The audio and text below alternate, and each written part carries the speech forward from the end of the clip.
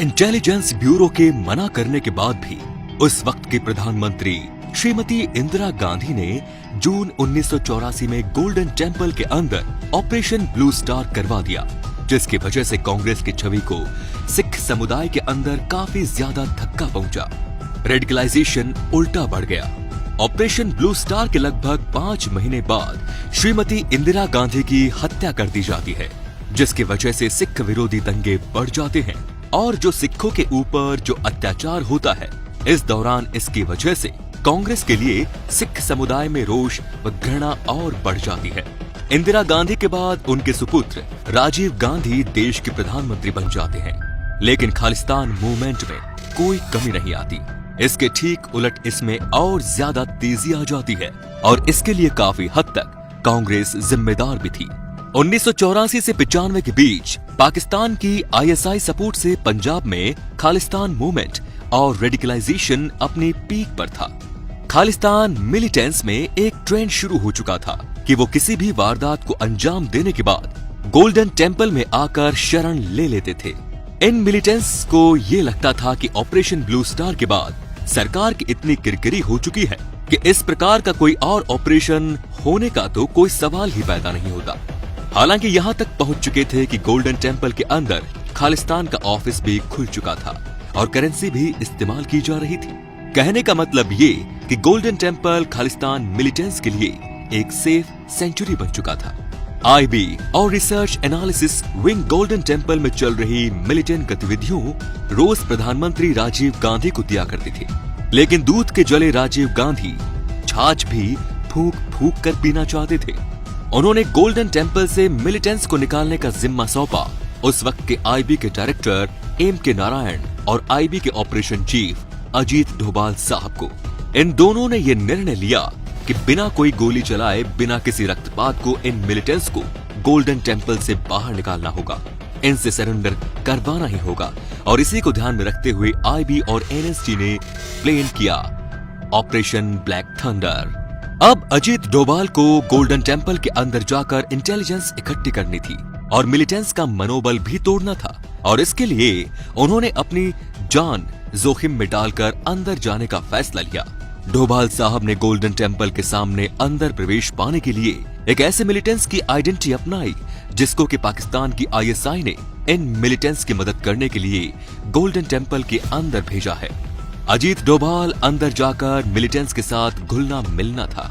उनका विश्वास जितना था, उनकी लीडरशिप को आइडेंटिफाई करना था, जो कि सरेंडर की राह में रोड़ा बन सकते थे, और ये सारी इंटेलिजेंस बाहर पहुंचने के तरीकों को भी ढूंढना था। लेकिन ये बहुत ज्यादा जोखिम भरा हुआ काम था। उनकी एक छोटी भूल या जरा सी भी शक उनकी मौत का तो कारण बन सकता था, साथ साथ उस वक्त की परिस्थितियों को और ज्यादा बिगाड़ सकता था। धीरे धीरे डोभाल साहब ने अंदर बैठे मिलिटेंट्स का विश्वास जीतना शुरू कर दिया और उनको ऐसे सलाह मशवरे देने शुरू कर दिए जिससे भारत सरकार को फायदा हो और मिलिटेंट्स की कैपेबिलिटी कमजोर पड़ती जाए। दोस्तों, इसी चीज को दुनिया में आज साइकोलॉजिकल ऑपरेशन कहते हैं। उन्होंने धीरे धीरे मिलिटेंट्स के मन में ये बीज बोना शुरू कर दिया, ये विश्वास दिलाना शुरू कर दिया कि भाई अब तो हमारे पास सरेंडर करने के अलावा कोई और चारा ही नहीं है, और इस वक्त ये सही स्ट्रेटजी होगी, क्योंकि आज हम जिंदा रहें तो कल वापस लड़ेंगे। जंग में कभी जीत होती है तो कभी हार भी होती है, और इसमें कोई बड़ी बात नहीं। ये विश्वास दिलाना शुरू कर दिया डोभाल साहब ने। सी ऑफ करने के साथ साथ गोल्डन टेम्पल के बाहर आने से पहले टॉप 3 मिलिटेंट को भी न्यूट्रलाइज कर दिया, जिसकी वजह से इन मिलिटेंट्स की कमांड एंड कंट्रोल पूरी तरह से कोलैप्स कर गई। इसका फायदा ये हुआ कि मिलिटेंट्स में नेतृत्व न होने के कारण बहुत ज्यादा कंफ्यूजन फैल गया, उनका मनोबल पूरी तरह टूट गया, और इसी चीज का फायदा उठाकर एनएसजी कमांडोज गोल्डन टेम्पल के अंदर प्रवेश कर पाए।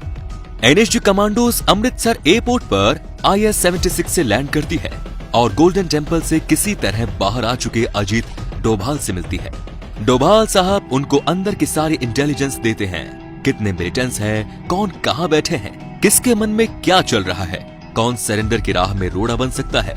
वो ये सारी बातें बारीकी से एनएसजी कमांडो को बताते हैं।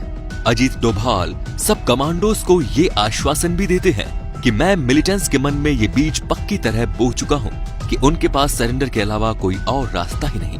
एनएसजी के कमांडोज छोटे से दरमियान के स्पाई मास्टर काम और कॉन्फिडेंस को देखकर आश्चर्यचकित रह गए।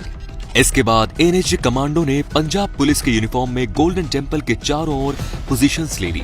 यह ऑपरेशन एक स्नाइपर बेस्ड ऑपरेशन होने वाला था।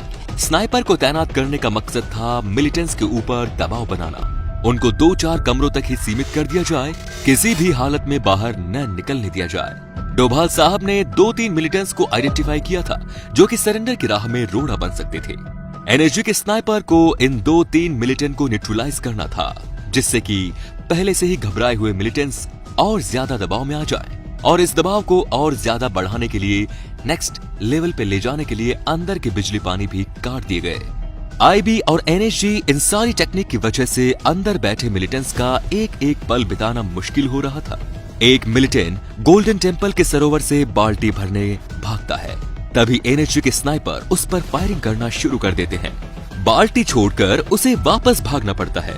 ऐसी दूसरी कोशिश होती है जब एक आटे की बोरी को बाहर से अंदर कमरों की तरफ ले जाने की कोशिश की जाती है, लेकिन एनएसजी के स्नाइपर इस तरह की कोशिश को भी पूरी तरह विफल कर देते हैं। एक तरफ एनएसजी सबसे पहले बाहरी इलाके में स्थित तीर्थ यात्रियों के हॉस्टल को कब्जे में ले लिया और उसके बाद पूर्वी दिशा में स्थित दफ्तरों को कब्जे में ले लिया और वहां से गोल्डन टेम्पल के अंदर प्रवेश करना शुरू कर दिया।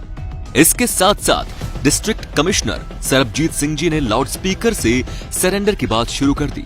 उन्होंने आश्वासन दिया कि वो सरेंडर करते हैं तो वो बाहर उन पर कोई भी गोली नहीं चलाएगा और उन्होंने मिलिटेंट्स से कहा कि सरेंडर का इशारा देने के लिए खिड़की से कोई भी कपड़ा लहरा दे और कोई भी उन पर गोली नहीं चलाएगा और उनको सुरक्षित बाहर लाया जाएगा। काफी देर तक सरबजीत सिंह के अपील करने के बाद कुछ मिलिटेंट्स ने कपड़ा लहराना शुरू कर दिया और इस तरह सरेंडर की प्रक्रिया शुरू हो गई। लेकिन कुछ मिलिटेंट्स ने सरेंडर करने के बजाय अपनी जान देना ही ठीक समझा। ऐसा ही एक मिलिटेंट था बेहद खूंखार माना जाने वाला कराज सिंह। ये डोभाल साहब का फिनोमिनल इंटेलिजेंट वर्क था, उनकी मनोवैज्ञानिक जादूगरी थी। ये कराज सिंह हार्डकोर मिलिटेंट्स भी बिना एक गोली चलाए साइनाइड खाकर अपनी जान देना ठीक समझता है। ऑपरेशन ब्लैक थंडर अपने इस अभूतपूर्व योगदान के कारण ही अजीत डोभाल साहब भारत के इतिहास में कीर्ति चक्र पाने वाले पहले पुलिस अफसर बन गए। कीर्ति चक्र दूसरा सबसे शांति के समय का वीरता का पदक है जो उस वक्त तक मिलिट्री ऑफिसर को ही दिया जाता था, लेकिन अजीत डोभाल साहब के इंटेलिजेंस वर्क ने इस परंपरा को तुड़वा दिया और 26/11 से पहले तक वीरता पुरस्कार के इस अवार्ड को पाने वाले एकमात्र पुलिस अफसर थे अजीत डोभाल।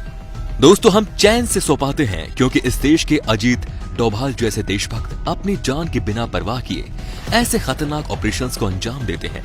हम अपने परिवार के साथ जिंदगी एंजॉय कर पाते हैं क्योंकि अजीत डोभाल जैसे देशभक्त सालों साल अपने परिवारों से दूर रहकर इस देश के लिए काम करते हैं। उनके लिए अपने विचार हमारे कमेंट बॉक्स में जरूर लिखें और वीडियो को शेयर करना ना भूलें। धन्यवाद।